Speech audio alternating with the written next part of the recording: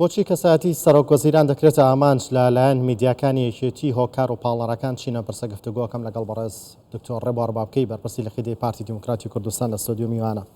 دکتۆر بەخێر بن. سپاس کاکۆ. بەخێراتی دکتۆر سپاس. لە ماوەی ڕابردووە بڕیارگەلێکی زۆر بە سوود لە بەرژەوەندی سلێمانی لەلایەن سەرۆکوەزیرانەوە درا.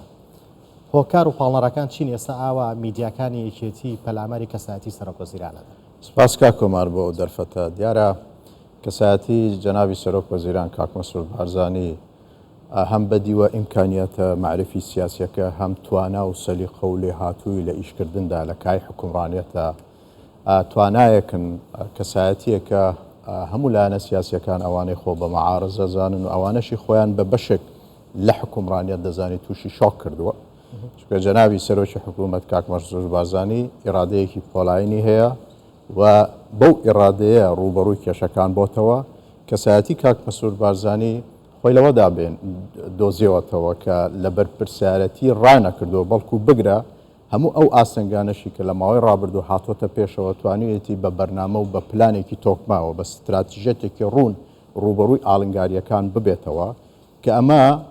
وا دەرەخا کە کەسایەتی کاک مەسعود بارزانی وەکو سەرکردەیەکی سیاسی بە بەراورد لەگەڵ سەرکردە سیاسیەکانی ئەو هێزوو لایەنانانە پێش بوونی کاک مەسعود بارزانیش لە دەستهەڵاتە و ئێستاشی لەگەڵ بێ ئەم جۆرە کەسایەتیە لە هێزوو لایەنە سیاسیەکان هەڵقوڵاو نەبووە، دروست نەبووە. یەکەم جارە کەسێک هێزوو لایەنە سیاسیەکان کاک مەسعود بارزانی فێری مەفهومی حکومڕانیەتیان کە فێری شەفافیەتیان کە جاران ئەمان بە بانگەشە قسەیان لەسەر مەبدەی شەفافیەتە کرد. جەنابی سەرۆک کاک مەسعود بارزانی دێ بە واقعی قسە لەسەرەوە تەرجمەی ئەرزی واقعەکە فێری حکومڕانیەتیانەکە فێری ئەویانەکە کە حکوومەت ئەبێ حکوومەتێکی مرکزی بێ سەرتاسەری بێ خزمەتگوزاریەکان بۆ تەواوی ناوچەکان دابین بکە. جگە لەمەش کاک مەسعود بارزانی بە تۆقێنەری گەندەڵکاران ناسراوە بۆیە بەشێک لەوانەی کە دژایەتی کاک مەسعود بارزانی دەکەن ئەوانن کە لە خانەی گەندەڵکاران پێناسەیان بۆ کراوە. چەند هۆکارێک هەیە کاک کۆمار کە لایەنێکی سیاسی یان چەند لایەنی سیاسی لەو ئاستە دژایەتی کاک مەسعود بارزانی بکەن. یەکێک لە هۆکارەکان ئیرەیی کەسیە. ئەم هێزوو لایەنە سیاسیانە ئیرەیی کەسیان بە کاک مەسعود بارزانی هەیە. پێیان هەزم ناکرێت کەسایەتیەکی گەنجی بە ئیمکانیەتی سیاسی و لە سەرخۆ خاوەن بیرۆکەی سیاسی خاوەن ئیمکانیاتی معرفی سیاسی بەڵکو بگرێت لەوە زیاتر بیرمەندێکی سیاسی دەسەڵاتی گرتۆتە دەست مان ئیرەیی پێدەبن. ئەم کەسایەتیە سیاسیە بڕیارگەلێکەدا لە بەرژەوەندی گشتی بووە لە ماوەی ڕابردوو. ئەم کەسایەتیە سیاسیە لە کاتێکدا دەست بەکار بووە لە ماوەیەکی کەم کە پڕی بووە لە ئاڵۆزی سیاسی، پڕی بووە لە ئاڵنگاری سیاسی، پڕی بووە لە تەحەدی سیاسی، دەی بە ماوەیەکی کەم لەو هەڵو مەرج و کاودانشدا زۆرترین دەستکەوت دێنێتە کایەوە. یەکێکی تر لە هۆکارەکان کاک کۆمار لە مەسلەی دژایەتیکردنی کاک مەسعود بارزانی لەلایەن ئەو هێزوو لایەنە سیاسیانە ئەوە یەکە کاک مەسعود بارزانی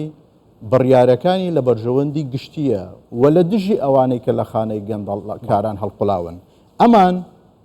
بەتایبەتی یەکێتی کێشەکانی خۆیان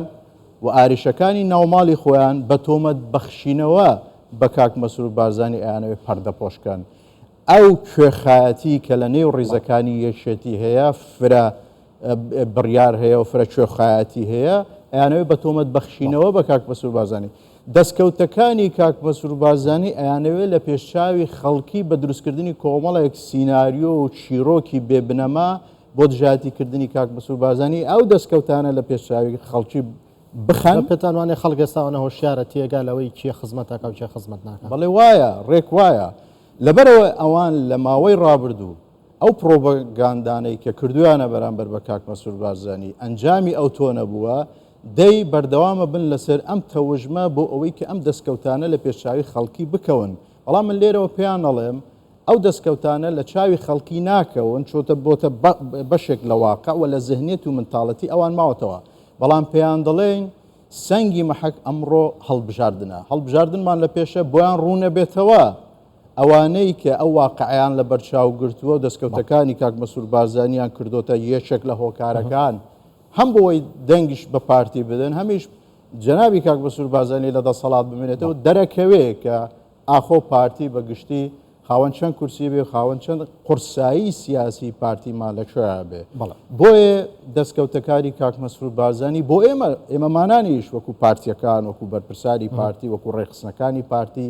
فەزایەکە ژینگەیەکە زۆر لەبار و ئیجابیە بۆ ئەوی ئێمە هان بدازێتر بچینە ناو خەڵکی خۆمان ئەم دەستکەوتانە ئیستثماری سیاسی تێدا بکەین و بە خەڵکی خۆمان بڵێن فەرم و نمونەی هەرە بەرچاوی پارتی دیموکراتی کوردستان لە حکومڕانیەت کاک مەسرور بارزانی ئەو دەستکەوتانەی بۆ بەدی هێناون لە ماوەیەکی کەم ئەو ماوەی کە پڕێ بوو لە ئاڵنگاری پڕێ بوو لە کێشەی سیاسی. دکتۆر ڕۆیای بەیاننامەکەی یەکێتی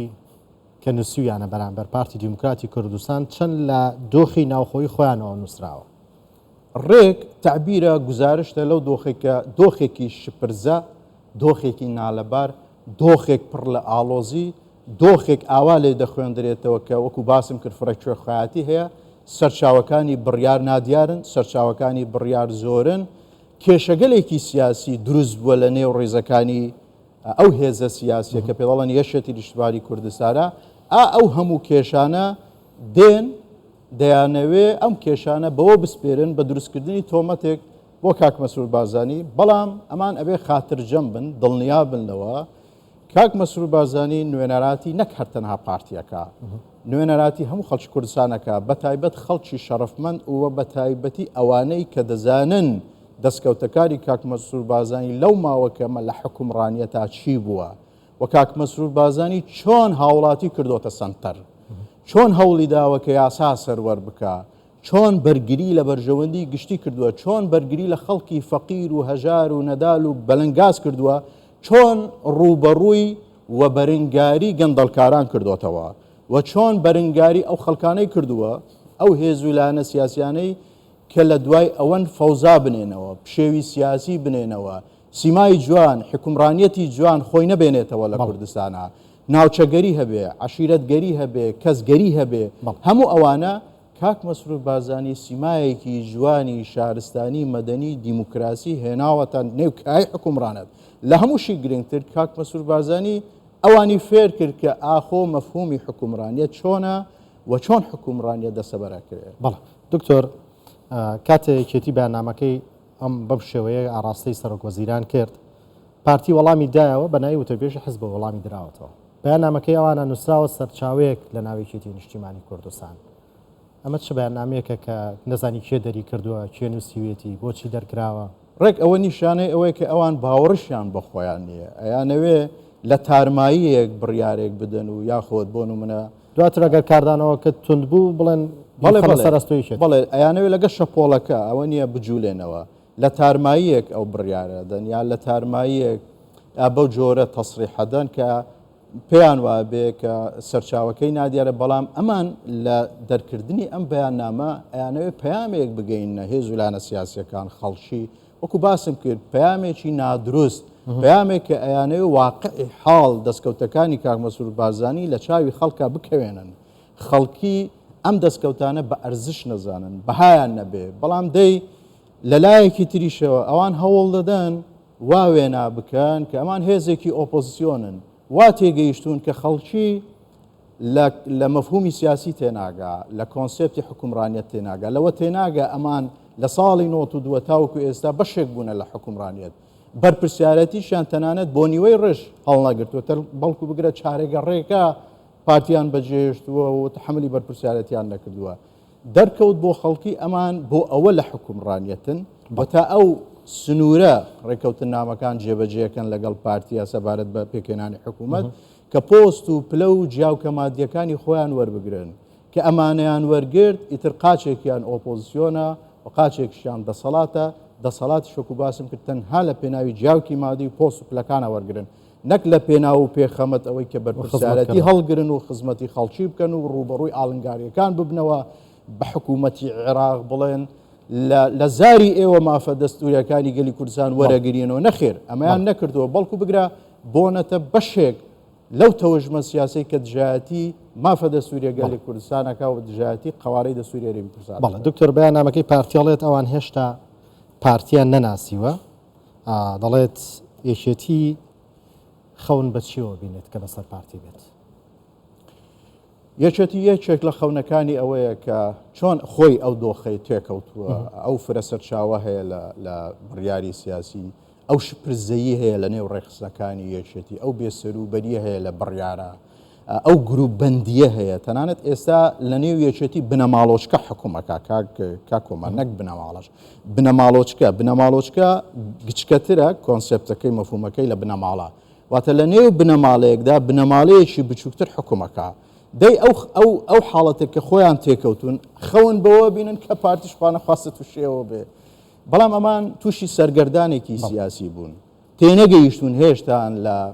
ڕێبازی پیرۆزی بارزانانی نەمر لەو پرەنسیپانەی کە پارتیمان لەسەری دروست بووە لەو پرەنسیپانەی کە پارتیەکان لەسەری پەروەردەی سیاسی کراون لەو بنەمانەی کە پارتی لەسەری دروست بووە تێنەگەیشتون لە هەیکەلبەندی و لە پەیڕەوی ناوخۆی بڵین پارتی و لە شێوەی دانانی پارتی لە دابشکردنی ئەرکەکانی پارتی بەسەر پارتیەکانە لەوەی کە پارتی یەک ڕێبازی هەیە یەک منهەجی هەیە یەک سەرکردەی هەیە باشە بە پێچەوانەی ئەوانەوە کە وەکو باسم کرد شپرزەیەکی زۆرە بۆیە دڵنیایان نەکەیتەوە خاترجەم بن هەرگیز و هەرگیز ئەو خەونەیان نایەتە دی هەر دەبێت بە خەونیش بمێنێت بەڵێ دکتۆر بە کورتی وەڵام بیتەوە سپاس دەکەم لە بەیاننامەکەی یەکێتی تو ئاڵێن پارتی ماڵی لە شوشەیە ماڵی خۆشیان بە ماڵێکی پۆڵایی ناوە بن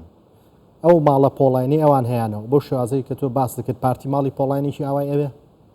ماڵە شوشەکەی پێ باشتر نابێت پارتی هەرگیز